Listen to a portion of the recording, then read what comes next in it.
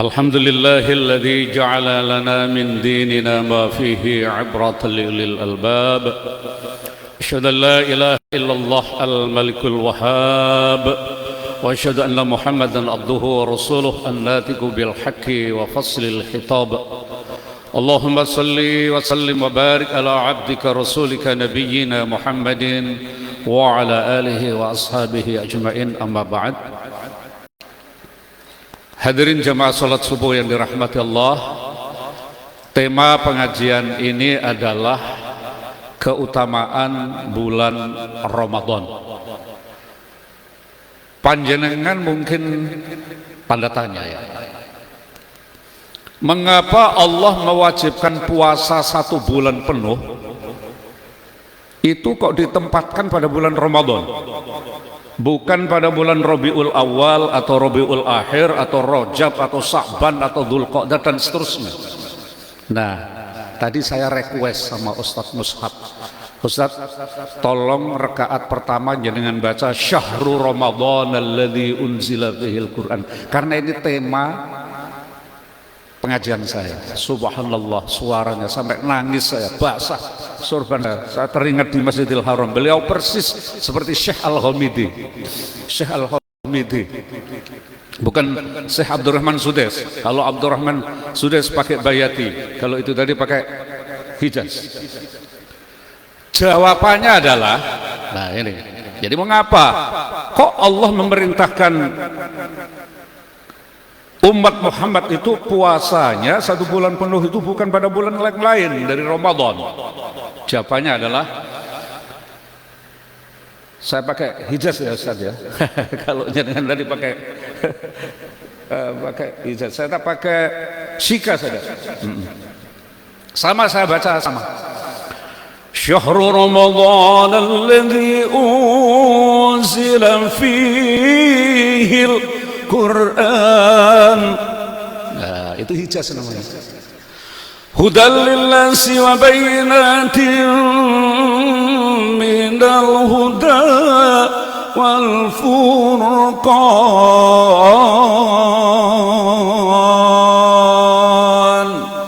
Saya batasi sampai situ karena waktunya. Syahrul Ramadan alladzi unzila fihil Quran. Karena pada bulan Ramadan itu Allah menurunkan Al-Quran. Makanya Allah SWT memilih bulan Ramadan itu sebagai puasanya umat Muhammad selama 30 hari itu. Tuh. Jadi Al-Quran itu diturunkan pada bulan Ramadan. Kita masih ingat tanggal 17 Ramadan adalah Nuzulul Quran. Itu adalah turunnya Al-Quran dari malaikat Jibril ke Nabi Muhammad. Itu 17 Ramadan di Gua Hira, Jabal Nur, Iqra bismi rabbikal ladzi khalaq dan seterusnya. Sedangkan turunnya Al-Quran dari Lauh Mahfud ke malaikat Jibril itu Lailatul Qadar, pada saat malam yang mulia. Kapan malam yang mulia Bapak Ibu? Ya tanggal 21 ke atas itu, ketika kita disuruh oleh Rasulullah untuk semakin meningkatkan kualitas dan kuantitas ibadah Ramadan kita gitu. Jadi jangan bingung, loh kok peringatan nuzul Quran kok 17 Ramadan, tapi kok di dalam surat Al-Qadar inna anzalnahu fi lailatul qadar wa ma adraka ma lailatul qadar, malam yang mulia adalah tanazzalul malaikat wa ruh. Kok begitu? Nah, inna anzalnahu, saya turunkan Al-Quran kok pada malam Lailatul Qadar, tapi kok peringatannya 17 Ramadan kalau peringatan nuzul Quran. Itu tadi jawabannya. Gak bingung Pak ya? Bu? Gak rancu ya? Yang 17 Ramadan itu ketika malaikat Jibril menyampaikan kepada Nabi Muhammad. Tetapi ketika dari Lauhul Mahfud Al-Quran itu disampaikan kepada malaikat Jibril oleh Allah, itu tanggal 21 ke atas, namanya Lailatul Qadar, malam yang mulia. Tuh, jadi pertama Al-Quran itu turunnya di bulan Ramadan. Tapi waktu itu Rasulullah belum puasa Pak, karena termasuk surat Makkiyah, surat yang turun ketika Nabi Muhammad berdakwah 13 tahun di Makkah itu. Belum ada puasa Ramadan itu, belum ada perintah puasa. Perintah puasa Ramadan menurut kesepakatan ulama adalah tahun 3 Hijriah. Jadi Rasulullah setelah di Madinah selama 3 tahun. Yang kedua apa? Bulan Ramadan itu bulan kemenangannya Rasulullah dan umat Islam. Seandainya Rasulullah pada saat itu terbunuh pada perang Badar itu, ya kita yang nggak mungkin mengenal Allah, Pak Bu. Siapa yang menyebarkan agama? Oh, Rasulullah terbunuh, umat Islam nggak ono. Quran cuntel, orang Jawa bilang cuntel itu ya sudah ada kelanjutannya.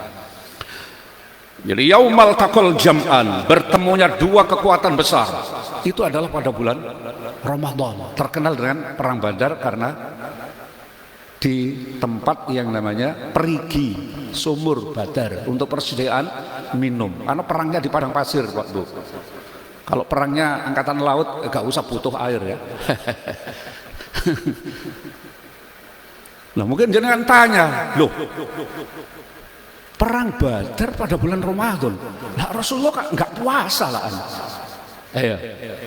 Ayo pertanyaannya bagaimana itu jawabannya? Bagaimana orang puasa pakai perang? Kualitas perangnya gimana? Sambil haus, sambil lapar, ya? Perangnya nggak pakai bedil kayak sekarang, bacok-bacokan, pakai panah, pakai tombak. Dibutuhkan kualitas yang prima. Jawabannya bagaimana? Kok perang pada saat bulan Ramadan? Rasulullah juga tidak puasa. Karena apa? Perang Badar terjadi 2 Hijriah. Jadi Rasulullah baru 2 tahun di Madinah. Ada ulama yang mengatakan 1 Hijriah, ya enggak, ya 2 Hijriah itu. 2 Hijriah Rasulullah belum menerima perintah siam Ramadan. Sedangkan siam Ramadan itu adalah 3 Hijriah.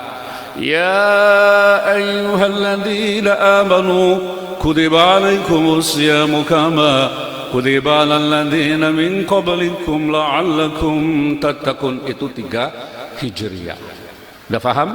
Nah, begitu pula kitab samawi, Injil kepada Nabi Isa, Musa mendapatkan kitab Taurat, Zabur kepada Nabi Daud, bahkan suhufi Ibrahim, lembaran-lembaran yang Allah turunkan kepada Ibrahim juga pada bulan Ramadan. Itulah sebabnya Allah memilih bulan Ramadan untuk diperintahkannya umat Muhammad puasa di bulan itu. Bukan Rabiul Awal, bukan Rabiul Akhir, Rajab, Sa'ban dan seterusnya. Makanya periodisasi Al-Quran itu Pak Bu, itu ada 2 periode. Pertama adalah surat Makkiyah, turun ketika Nabi Muhammad masih di Mekah. Ayatnya pendek-pendek Pak Bu. Masa orang pemula dikasih perintah yang berat-berat? Pendek-pendek saja. Inna a'tainakal kautsar, qul huwallahu ahad, qul a'udzu birabbin nas. Tapi meskipun pendek tapi mengandung hal yang fondasi, kekuatan iman dulu. Iman. Nggak usah fikih perintah yang berat-berat, puasa, haji, jihad, ngatur ekonomi, ngatur negara, itu semuanya adalah diturunkan oleh Allah pada Nabi Muhammad ketika Nabi Muhammad sudah di Madinah. Makanya disebut surat Madaniyah. Surat Makkiyah jangan buka mushaf dari kanan, semuanya itu adalah surat Makkiyah. Dan seterusnya. Sedangkan surat Madaniyah ditulis pada mushaf Utsmani dari kiri ke kanan. Dimulai dari As-Sab'ut Tiwal, ya, 7 surat yang panjang-panjang itu, Al-Baqarah, Al-Imran, Al-An'am, Al-Maidah dan seterusnya. Mudah, biar memudahkan. Karena ada orang tanya itu, Ustaz, kan ayat yang pertama turun kan Iqra, tapi kenapa saya buka Iqra nggak ada dari depan, dari kiri juga nggak Iqra, Alif Lam Mim Dzalikal Kitabu, ya dari kanan juga Qul a'udzu birabbin nas. Gimana tuh Quran itu? Saya jawab, orang ngono carane membukukan Al-Quranku tidak berdasarkan kronologis temurunnya, jadi tidak begitu. temurunnya adalah untuk memudahkan ingatan kita. Yang dari kanan itu surat Makkiyah, yang dari kiri mushaf surat Madaniyah. Itu ya Allah, hebatnya para sahabat dulu Rasulullah. Jadi tanda-tanda surat Makkiyah, satu pendek-pendek tapi mengandung keimanan. Yang kedua dimulai dari kalimat ya ayuhan nas. Nggak ada ya ayyuhalladzina amanu. Itu temurun di Makkah itu nggak mungkin. Karena apa? Ya sifatnya Allah merangkul semua orang. Ya, ya ayuhan nasu inna khalaqnakum min dzakari wa unsa wa ja'alnakum syu'uban wa qabaila lita'arafu. Orang-orang, kan begitu ya ayuhan nasu inna khalaqnakum min dzakari wa unsa, sesungguhnya aku menciptakan kamu laki perempuan, wa ja'alnakum syu'uban wa qabaila, dan kujadikan kamu bersuku-suku bangsa, lita'arafu, agar saling kenal mengenal. Lah kan merangkul semua orang Pak itu Pak. Tapi ayat Madaniyah itu spesifik, mesti dimulai ya ayyuhalladzina amanu. Pasti itu. Makanya perintah puasa Ramadan itu ya ayyuhalladzina amanu Pak, bukan ya ayyuhan nasu. Ya ayyuhalladzina amanu kutiba alaikumus syamu kama kutiba alal ladzina min qablikum la'allakum tattaqun. Tuh kan? Karena apa? Berat Pak puasa itu. Nah Allah menunggu dulu Nabi Muhammad dan umatnya posisinya, akidahnya sudah kuat, baru diberi perintah yang berat. Masa masih di Mekah dikasih perintah yang berat-berat? Itu kan melawan ini ilmu didaktik metodik, ilmu mengajar itu tidak boleh. Anak TK itu tekon ngapal no bahasa Inggris 3 halaman gak ono. Ada guru TK di sini. Nanti muridnya saking semangatnya, ayo anak-anak hafalan 3 halaman bahasa Inggris besok setoran. Gak ono sing balik Bu, tidak ada yang kembali. Beri aja sesuatu happy but learning, menyenangkan tapi pembelajaran. Anak-anak dikenalkan, anak-anak Allah itu pencipta pelangi. Diajak nyanyi, pelangi-pelangi alangkah indah memerang kuning hijau di balik melukis semua agung siapa gerangan pelangi-pelangi ciptaan Tuhan. Duh, gitu. Enggak. Guru TK muridnya suruh hafalan bahasa Inggris, rumus fisika, kimia. Siapa yang mau sekolah di situ? Oh, namanya TK itu bahasa Arabnya bukan Madrasatul Atfal kok. Bukan sekolahan kanak-kanak. Apa Bu? Raudhatul Atfal, kebun atau Bustanul Atfal milik Muhammadiyah.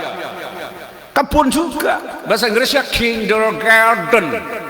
Apa Pak? Bu? Kindergarten. Loh, kebun. Itu ya Allah, Al-Quran itu hebat ya. Jadi cara mendidik, cara berdakwah kepada orang itu begitu. Kalau orangnya masih pemula ya jangan dikasih berat-berat. Nah ketika sudah kuat posisinya barulah dikasih hal yang berat. Dan ayat yang paling panjang, ayat yang turun di Madinah itu panjang-panjang Pak Bu. Dimulai dari ya ayyuhalladzina amanu. Jadi spesifik khusus untuk orang yang beriman. Puasa ya. Kalau nggak beriman nggak mau Pak, berat kok puasa itu. Kata teman saya itu loh Pak, lebih senang bayar fidyah daripada puasa Ramadan. Uang saya banyak, kalau bayar fidyah kan gampang, hanya berapa kilo beras itu. Nggak boleh begitu. Fidyah itu kan orang yang sudah famantat, orang yang tidak mampu melaksanakan. Wong tuwek itu loh ya, tua itu. Ayat yang paling panjang yang diturunkan Allah di Madinah, ya ayat yang paling panjang di Al-Quran itu. Tadi saya request sama Ustadz Mushaf, Ustadz Mushaf yang rakaat pertama syahrul Ramadan, Ustadz. Yang rakaat kedua, ya ayyuhalladzina amanu idza tadayantum bidainin ila ajalin musamman faktubuh. Satu rakaat yang dibaca oleh Ustadz Mushaf itu satu ayat Pak itu tadi. Sakmono pegel aku ngurungokno. Tapi karena suaranya enak gak pegel-pegel saya. Saya numan saya itu. Tapi sayang sholat subuh di Lungkas sudah hilang waktunya.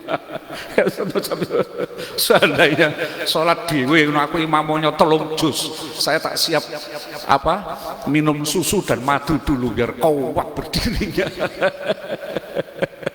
Jadi ya ayyuhalladzina amanu idza tadayantum bidainin ila ajalin musamman faktubuh, itu ayat yang mengatur tentang ekonomi, Pak. Hutang piutang. Idza tadayantum bidainin, kalau kamu utang, dainun itu. Ila ajalin musamma, pada saat tertentu transaksinya faktubuh, harus ada bukti hitam di atas putih. Hutang piutang, apa itu sewa menyewa. Karena masalah ekonomi itu masalah yang paling rumit, melibatkan beberapa aspek. Bagaimana hukumnya kalau orang itu hutang kemudian mengembalikannya harus ada bunganya. Sementara tanpa ada bunga, gak ono Pak bank itu. Hah? Kecuali bank syariat di Malaysia, tidak bunga namanya.